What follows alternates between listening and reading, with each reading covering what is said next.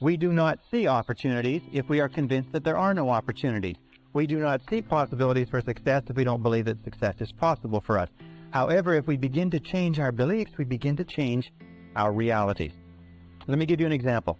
There's a story of a young man who came from a small Midwestern town. It's a true story. It was reported in the psychological journals a couple of years ago. He got straight A's all through junior high school and high school. At the end of the 12th grade, he wrote his Scholastic Achievement Test to go to university. A few weeks later, he got back a letter from the university saying, "You have scored 98 on the Scholastic Achievement Test, and you are hereby admitted to the university for the fall semester." Well, he didn't know very much about Scholastic Achievement Tests, and he thought that the 98 was an IQ score. Now, an IQ score of 98 is slightly below average and is about 20 points below what is necessary for college-level work. He was convinced, and he just discarded his entire high school career, all the A's that he's got. He was convinced that he could not do college-level work, but he went off to college in the fall. After the first semester, he was failing or nearly failing in every subject. His counselor called him in and said, "What seems to be the problem? You did extremely well in high school. These courses are only 1 degree of difficulty removed from your high school courses. Are you having problems with girls? Are you having problems with drugs? Having problems adjusting? What is it?" He said, "Well, sir," he said, "I'm doing the very best I can, but you can't blame me. I've only got a 98 IQ. And the counselor had a smile in front of him. He said, "What are you talking about?" He said, "Well, in my letter of admission to the university, it said that I got a 98 on the Scholastic Achievement Test." He said, "Son, that's not an IQ." They said, "That's not an IQ. That is a percentile. What that means is that you scored equal to or higher than 98% of the students in the country who wrote that test. You're one of the brightest kids in this university." Well, this young guy went out. He checked on the Scholastic Achievement Test. He found it was true that the 98 was a percentile, not an IQ. He went back to his courses, and 2 years later, he was in the top 10 in a 30,000 student university. He was leading in all of his classes. Once he changed his reality, once he changed his beliefs about his intelligence, his reality changed automatically. Now, an important point with regard to this is that every one of us has self-limiting beliefs. Every one of us believes ourselves to be limited in some way. Every one of us believes ourselves to be limited in intelligence, creativity, money-making ability. I can't sell. I can't speak in front of audiences. We tend to think that we are not capable of being on time. We're not mechanically inclined, and so on and so forth. But exhaustive research demonstrates that talents are pretty evenly spread throughout the population. That most of the limitations we have do not exist in reality. They exist only in your own mind. And one of the starting points of great achievement is to start questioning those self-limiting beliefs and throw them off and act as if they did not exist. And when you act as if they didn't exist, lo and behold, they simply disappear. For a big share of my life now, I didn't have this one quite figured out. Among a lot of things I didn't have quite figured out. Many things used to puzzle me back in those early days. I used to wonder why two people could work for the same company, one make twice as much money. Now, see, that used to puzzle me.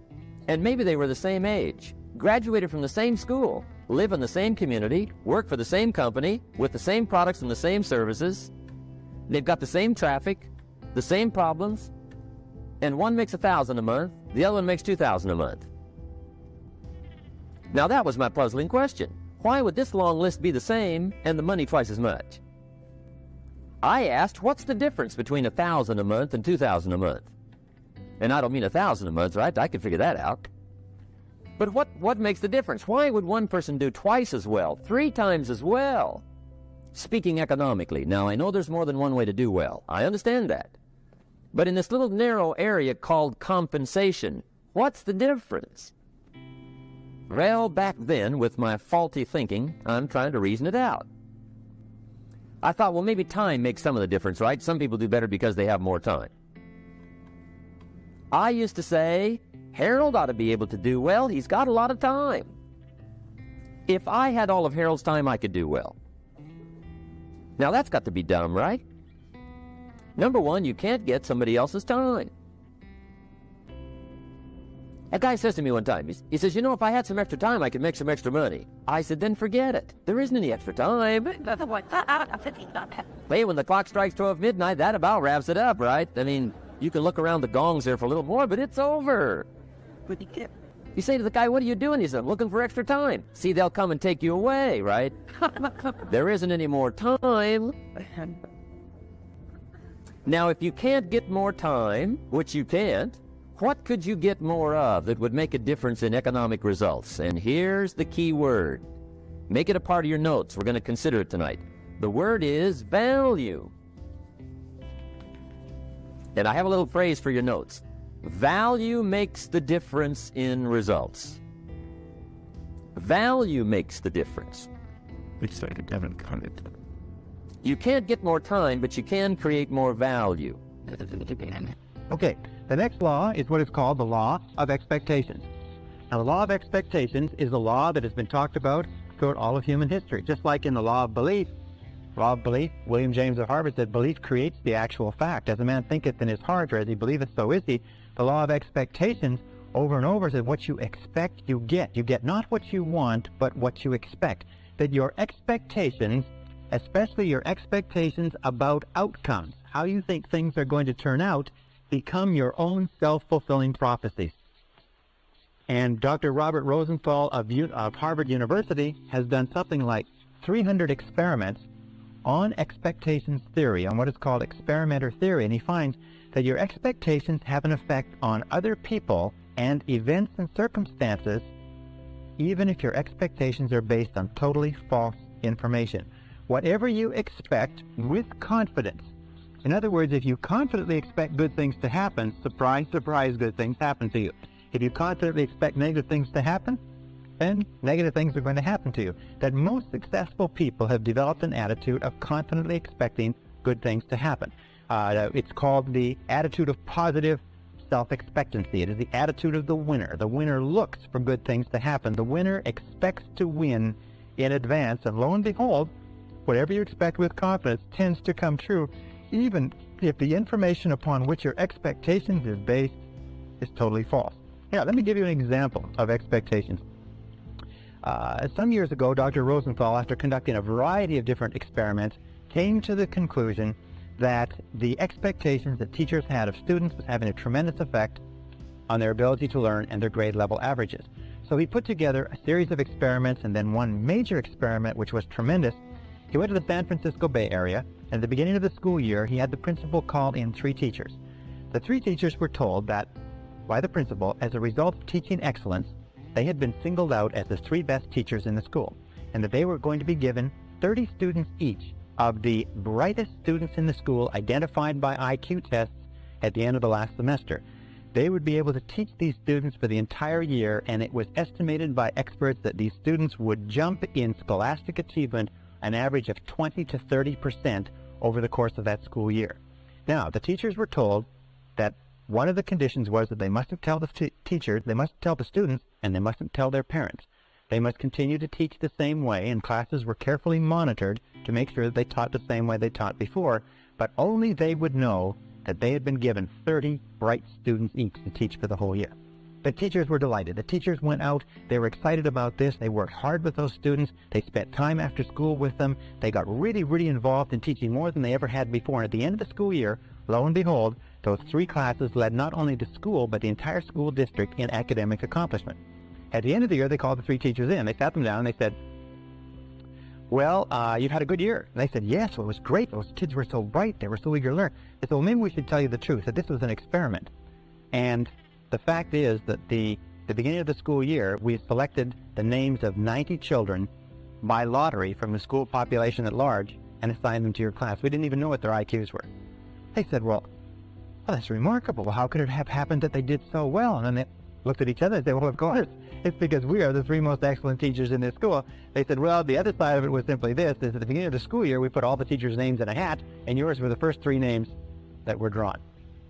So this is what is called a double-blind experiment. They held constant for everything but expectations. Now, the expectations on the teachers were explicit. We believe that you are excellent teachers.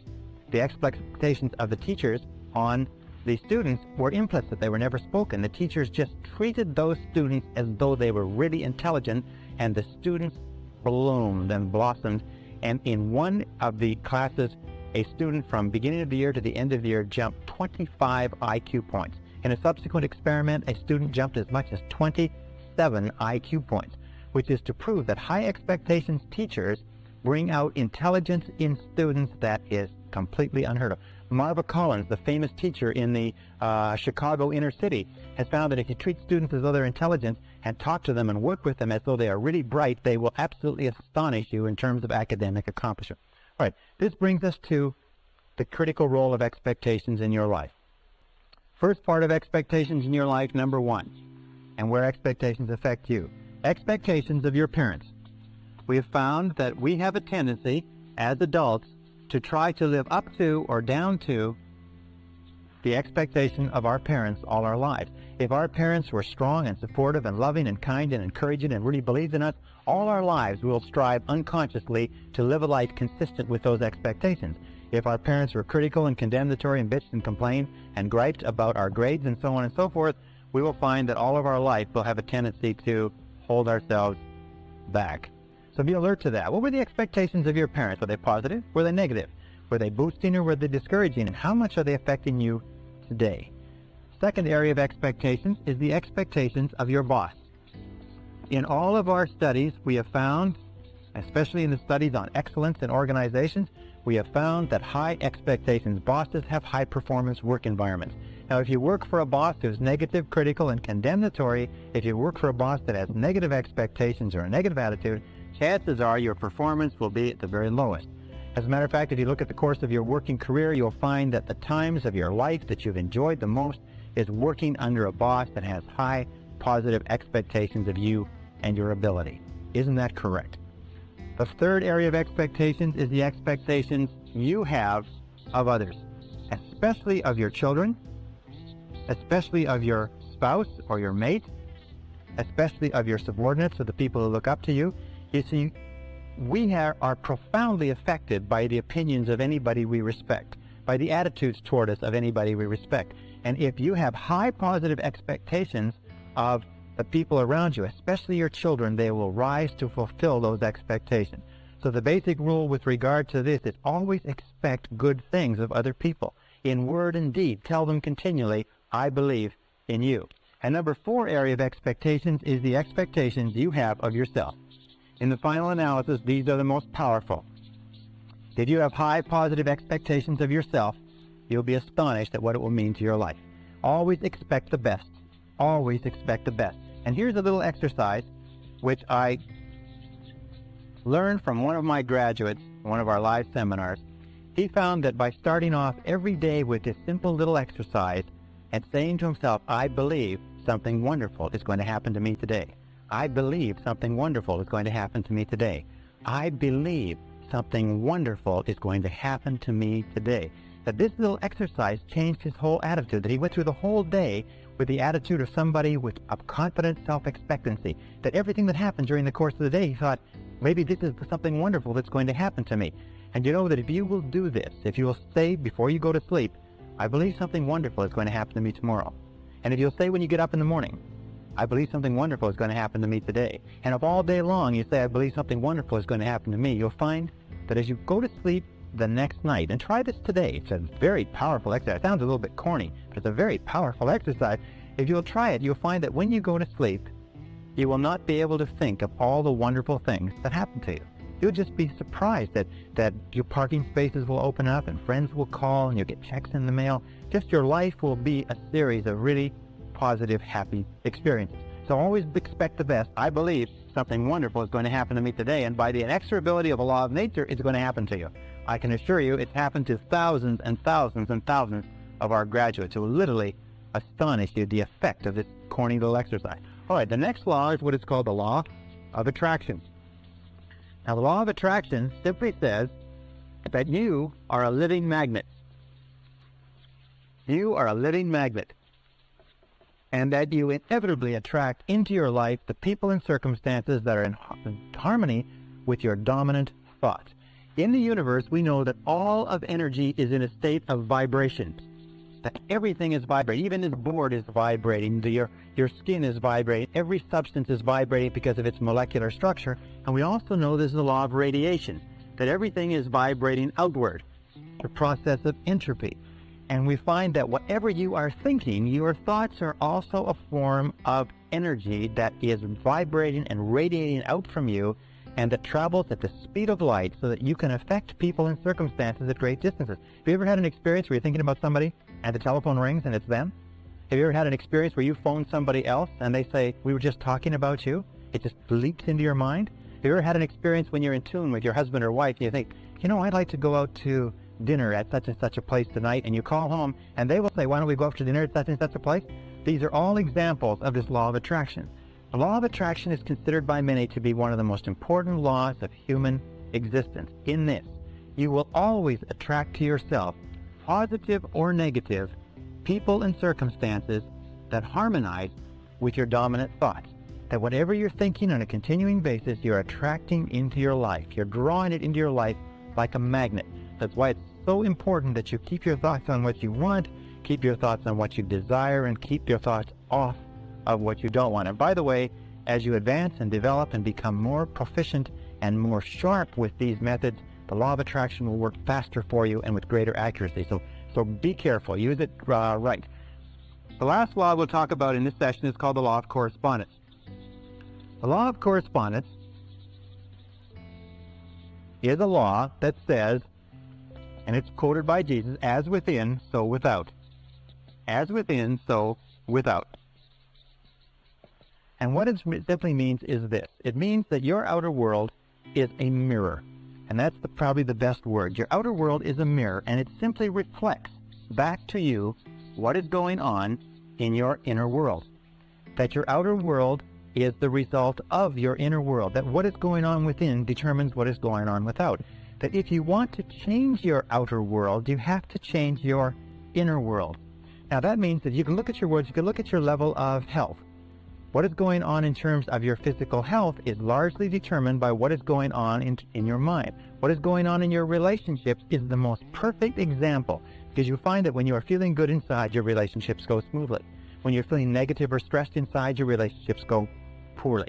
Your relationships are the mirror image reflection of the quality of your own personality. You can tell how healthy your personality is by looking at the relationships change his life and change the lives of millions of others, which is a sort of tax on to all of these laws that we're talking about. And it was simply this, is you become what you think about. You become what you think about. And since the only thing that you can control is your thinking, if you change what you are thinking about, you will begin to change your reality. If you change what you expect, you change what you believe, you change your dominant thoughts, you change your inner workings, you begin to attract into your life people, circumstances, events, opportunities, everything consistent with your new thoughts. The reason people are unsuccessful is they think thoughts of unsuccess or failure. Another line, which is very, very important, says that all causation is mental. We live in a mental universe. All causation is mental. If you wish to change your universe, you have to change your mentality. And this brings us to the most important line of all, which is simply this. And let me write it over here. If you change your thinking,